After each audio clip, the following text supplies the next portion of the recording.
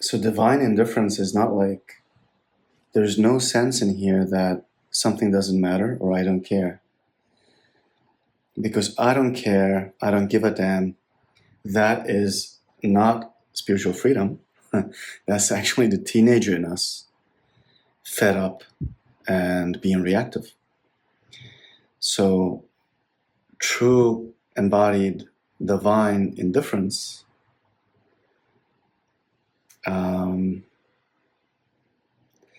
is that there's such a deep sense of okayness of life itself, within itself, no matter what's happening.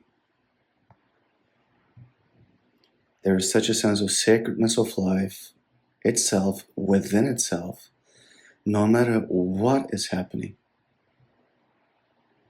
And then with that, what's been coming alive in me is a very deep sense of neutrality of experiences. Still, as Jank, I have preferences, of course. I would always prefer things to go well. I would always prefer to stay healthy instead of being sick, for example, or to get what I want in life.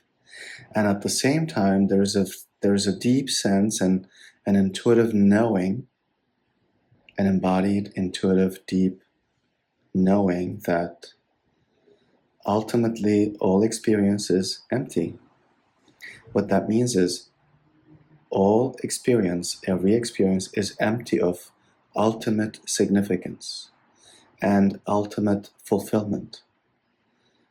So somehow, very, very deeply, there's nothing in me, it certainly feels that way in moments.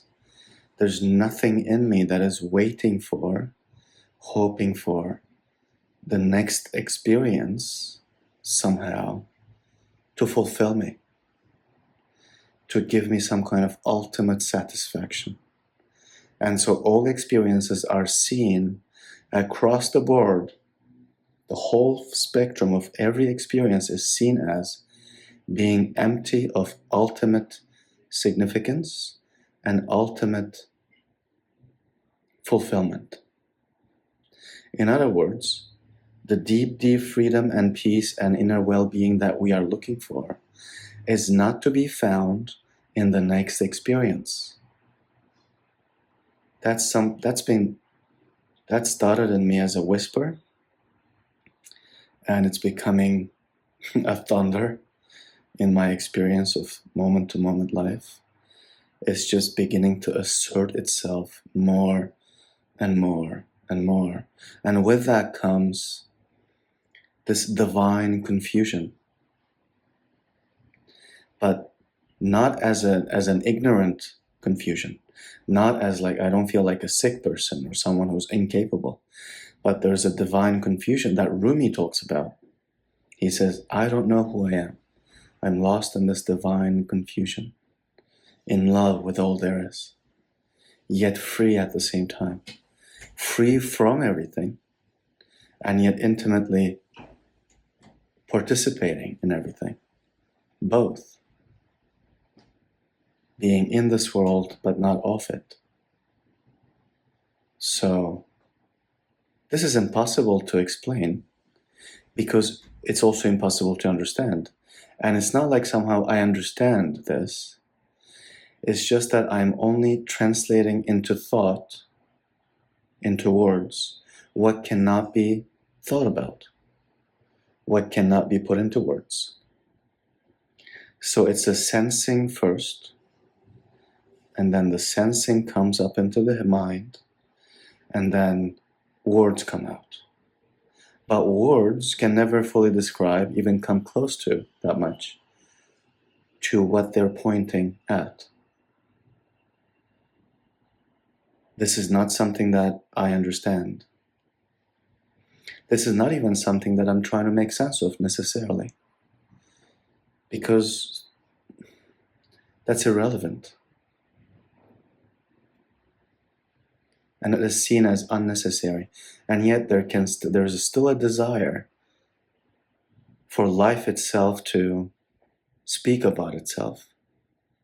And when we say speak about, it's through words.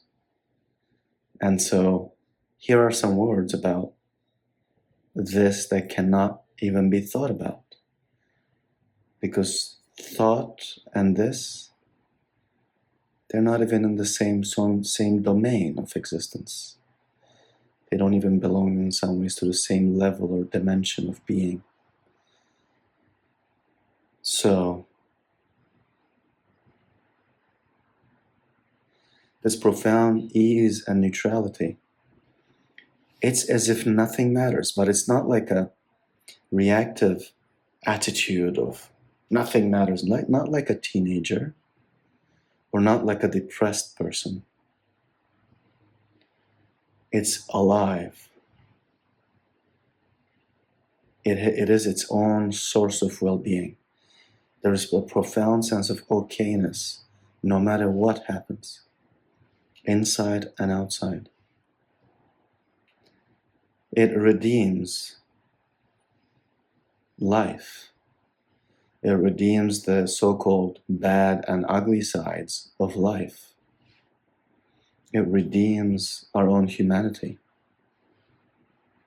It shows everything as sacred, everything as itself, everything as God. There's nothing but God everywhere, at any time, at any place, everywhere, every when. This is complete wholeness and already existing completeness across time and space for everyone, for everything, for every moment. And through the seeing of that, there is a profound ease. How can anything go wrong in any kind of ultimate way? How can there be something wrong with an emotion? How can there be an error in the system? There is no error anywhere. There has never been. The life is sacred exactly as it is. Exactly as it is. No matter what's happening.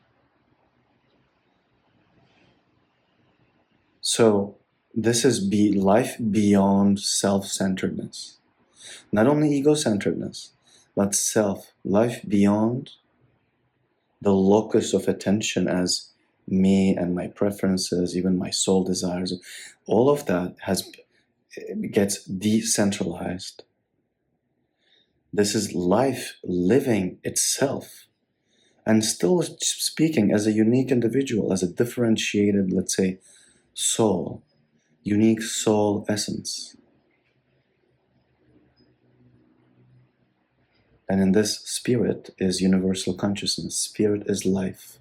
Spirit is creation. And then there are unique souls, differentiated spirit.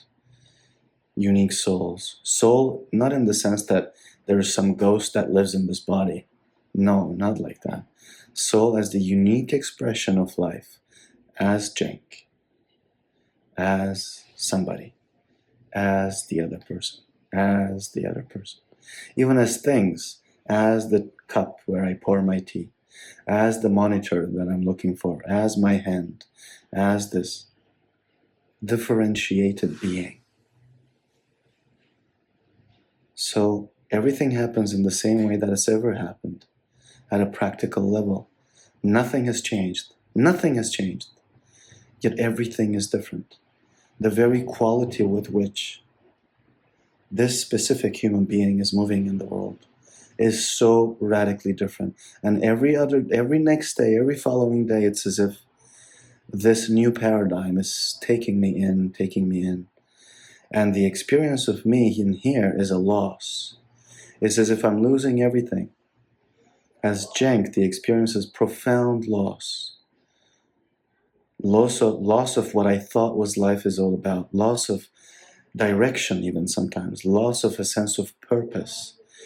Profound loss of everything. All the self-definitions and the shoulds and this and that. Profound loss. Like feeling at sea. Feeling in this divine confusion. Lost in the garden of God. Lost in unconditional love. Lost in the arms of the infinite. It's the best loss that can ever happen to life itself, showing up here for a brief time, very brief time, as a unique individual showing up here. Very, very briefly.